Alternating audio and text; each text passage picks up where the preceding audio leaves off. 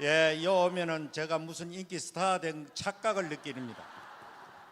살다 좀 인생 말년에 또 이런 일이 있으니까 좀 살만한 그런 세상입니다. 그러면 대구에 집에서 누워가지고 세월 보내면서 유튜브 보고 스트레스 받다가 병 걸려가지고 일찌감치 천국 갈지 몰라요 지금. 그래 여와가지고 방송으로 스트레스 풀고 또 이런 데 가지고 또 하니까 또 여러분의 또 열기를 받으니까 건강도 회복되는 것 같고 상당히 좋습니다. 예. 우리는 모든 것을 성경에서 해답을 찾아야 됩니다. 성경에서 애국을 하라 하기 때문에 하는 겁니다. 모든 신구약의 위대한 하나님의 사람들은 전부 다 애국, 애족하는 사람들입니다. 그렇기 때문에 기독교인들이 목회자가 애국하지 아니한다는 것은 가짜입니다. 자식이 부모에게 효도하지 않는 것이 이 엉터리 같은 불효자이듯이 목회자가 기독교인이 대한민국에 대한 애국, 애족을 하지 않는다면 그거는 가짜 목사입니다.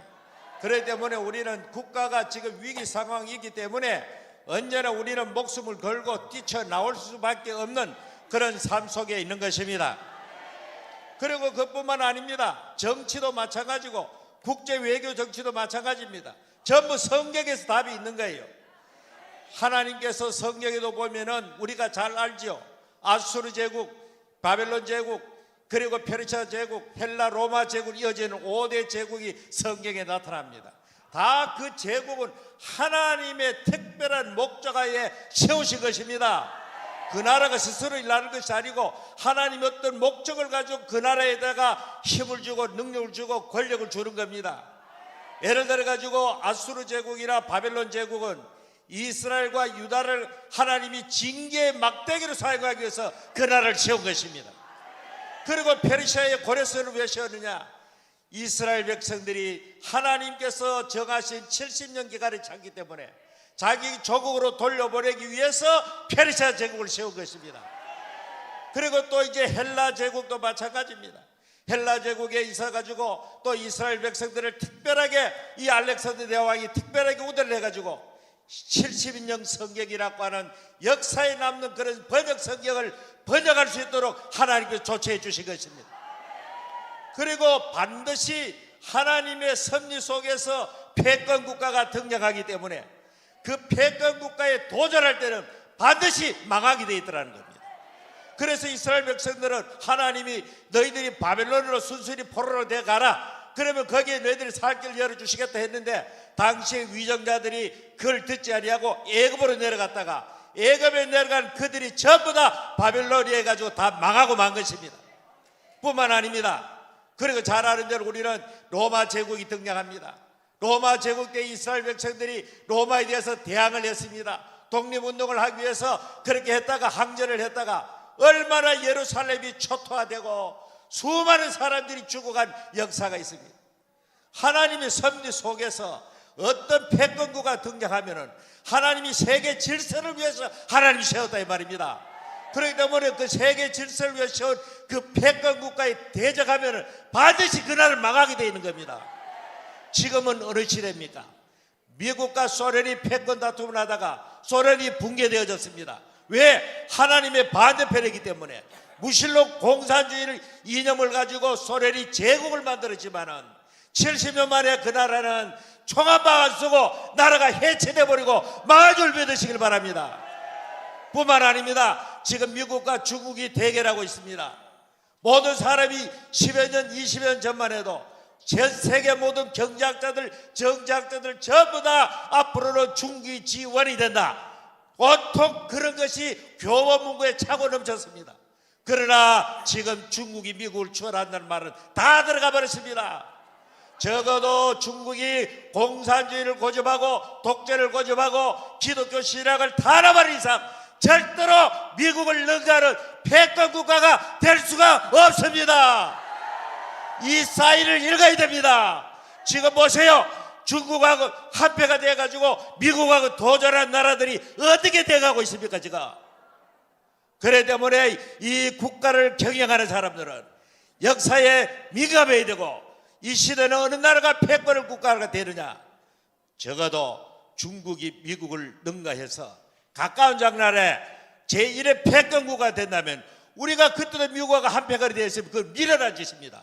그때는 서슴없이 우리나라 운명을 위해서 중국하고 같이 가야 되겠죠. 그러나 적어도 절대로 앞으로 중국이 미국을 추월할 길은 없습니다, 여러분. 그렇기 때문에 우리는 당당히 한미동맹의 기차에 우리는 함께 가야 이 나라가 살 길입니다, 여러분. 왜 지금 성조 깃발을 들고 태기를 들고 있습니까? 우리 국가의 생존이 여기에 달려있기 때문입니다.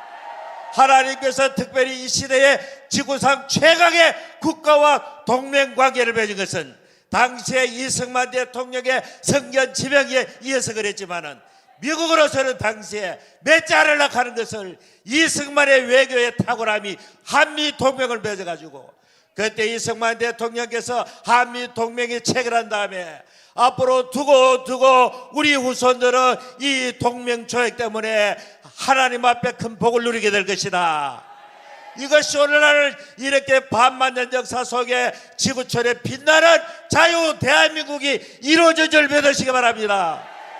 미국을 떠나서는 설명할 길이 없습니다. 미국을 등진 나라가 어떻게 되었습니까? 베네수엘라가 대통령이 자다가 체포돼가는 이 사실을 우리는 눈으로 목격하고 있습니다. 그럼에도 불구하고 우리나라의 외교의 지평이 들어가고 있습니다. 마두로가 잡혀가던 날 우리나라 대통령은 저 북경에 가서 신빙하고 만났습니다. 이번에도 미국이 트럼프가 가장 싫어하는 룰라라고 하는 대통령을 불러가지고 지금 숙덕숙덕하고 있습니다. 미국이 지금 이런 걸 요주에 실천하고 있지 않습니까? 지금 최근에 한미일 공군이 서해 동진화 일대에서 공군연합훈련을 연례적으로 한 것입니다. 그런데 우리나라 정권이 바뀌더니 일본을 뺄 수가 없느냐? 미국이 한 칼에 놓아죠. 너가 빠져라. 그래서 미국과 일본이 연합해가지고 앞으로 이 동북아시아에 펼쳐질 가상전쟁, 중국에서 대만을 정복한다는 이 전쟁이 났을 때에 연합공군 작전훈련을 벌일 때에 중국이 대응 비행 출격을 했다고 해가지고 우리나라의 국방장관 합참의장이 감히 주한유해군 사령관 미군 사령관한테 항의를 했다는, 이게 도대체 나라가 어느 길로 가는지 지금 대한민국이 심각한 경제뿐만 아니고 안보 위기까지 지금 만나고 있는 것입니다, 여러분. 이런데도 불구하고 정신 못 차리는 이 나라의 위정자들, 그리고 언론인들, 기독교 지도자들, 국가의 운명이 시시각각 역사에 한 번도 보지 못한 엄청난 위기 상황으로 몰려가고 있는데, 적어도 기독교인이라면 그 시대를 볼 수가 있어야 합니다. 우리 예수님께서 말씀한 대로 너희들은 천계는 분별할 줄 알면서 어찌하여 시대를 분별하지 못하느냐. 적어도 기독교인들은 영적인 사람들입니다. 영적인 사람들은 세상 사람이 볼 수 없는 시대를 볼 수가 있어야 되는 것입니다, 여러분. 우리는 명백하게 이 시대는 미국과 함께 손잡고 자유통일 이루어지고 앞으로 지2 국가로 가는 그 길에 우리가 서야만이 이 나라가 살 길인 줄 믿으시기 바랍니다.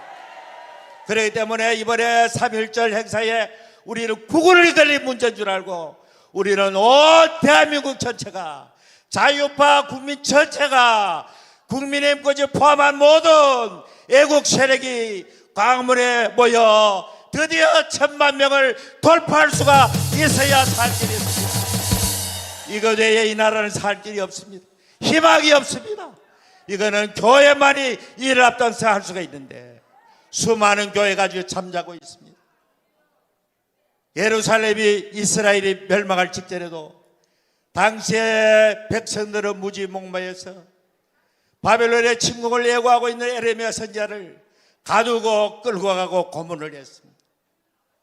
에레미야가 눈물을 흘리면서 외쳤지만 듣지 않습니다. 놀랍게도 구약의 많은 선지자들이 외친 것, 그 시대 사람들이 듣지 않습니다. 아니, 예수님께서 멸망할 예루살렘을 내다보면서 예루살렘아 예루살렘아 너희들이 어찌하여 그렇게 암탉이 병아리를 품듯이 품으려 하지만 너희들이 듣지를 않는구나. 너희들의 눈에는 평화에 가는 길이 숨겨져 있구나. 멸망당할 예루살렘을 내다보시면서 탄식하며 우셨던 예수님, 어쩌면 우리 대한민국을 향하여 정말로 눈물을 지으실 우리 주님을 바라보면서, 여러분, 한국교회 세계 최고의 교회가 있다고 망하지 않은 줄 압니까? 러시아는 어마어마한 화려한 모스크바의 이삭 사원이라고 하는 성당은 세계 제일 화려한 성당이지만은, 그들이 하나님을 떠날 때 공산주의라는 몽둥이를 통해서 무신론 국가가 되어버리는 비극의 역사가 있었습니다. 교회가 교회 구실 못하면은, 아무리 화려하고 많이 모여도 교회가 시대 정신을 잃어버리면은 교회가 많다고 망하지 않는 것이 아닙니다. 오히려 교회 때문에 나라가 망한다는 사실을 알아야 합니다, 여러분. 그러므로 한국교회가 깨어나도록 우리는 부르짖고 외치고 기도해야 살 길인 줄 믿으시기를 바랍니다. 감사합니다.